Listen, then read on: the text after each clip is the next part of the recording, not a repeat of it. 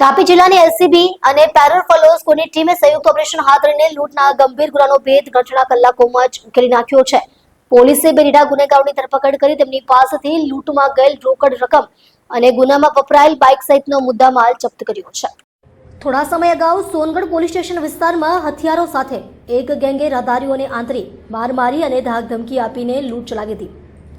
આ ગંભીર ગુનાની તપાસમાં લાગેલી પોલીસ ટીમે ટેકનિકલ સર્વેલન્સ અને બાતમીદારોની મદદથી બે શખ્સોને દબોચી લીધા હતા.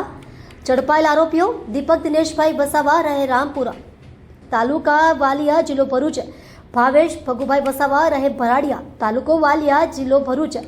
રિકવર કરવામાં આવેલ મુદ્દામાલ લૂંટમાં ગયેલ રોકડ રકમ ₹30,200.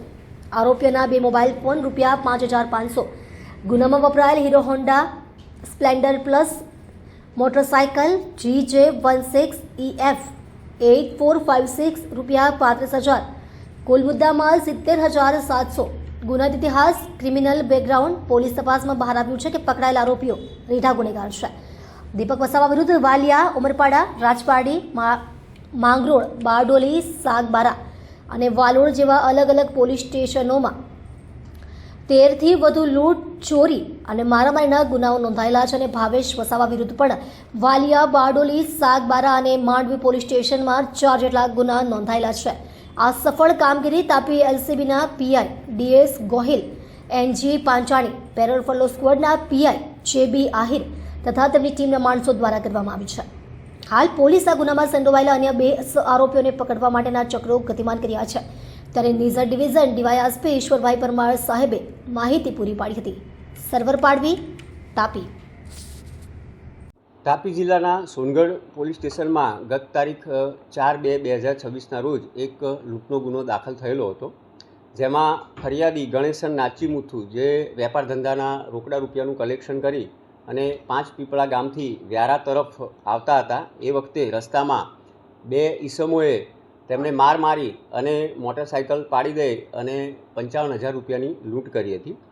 સદર ગુનો ગંભીર ગુનો હોય અને ત્વરિત શોધવા માટે તાપી SP શ્રી JN દેસાઈ સાહેબનાઓના માર્ગદર્શન હેઠળ LCB ટીમના માણસોએ તરત ટેકનિકલ અને હ્યુમન રિસોર્સના આધારે ગણતરીના કલાકોમાં 2 આરોપીઓને પકડી પાડેલા છે, જેમાં દીપક દિનેશભાઈ વસાવા, રામપર, તાલુકો વાલિયા, જિલ્લો ભરૂચ અને ભાવેશ ભગુભાઈ વસાવા, ગામ ભરાડિયા, તાલુકો વાલિયા, જિલ્લો ભરૂચ નાઓને પકડી પાડેલ છે. અને એમાં ગુનામાં વપરાયેલ મોટરસાઇકલ અને લૂંટની રકમ પૈકી 30,200 રૂપિયા એમ કુલ 70,700ના મુદ્દામાલ સાથે આરોપી અને મુદ્દામાલને પકડી પાડેલ છે. આ આરોપીઓ જે છે એ પૈકી આપણે જોઈએ તો દીપક દિનેશભાઈ વસાવા એના ઉપર લગભગ 13 જેટલા ગુનાઓ રજીસ્ટર થયેલા છે. એટલે અને ભાવેશ ભગુભાઈ વસાવા એના ઉપર પણ 4 જેટલા ગુનાઓ રજીસ્ટર થયેલા છે.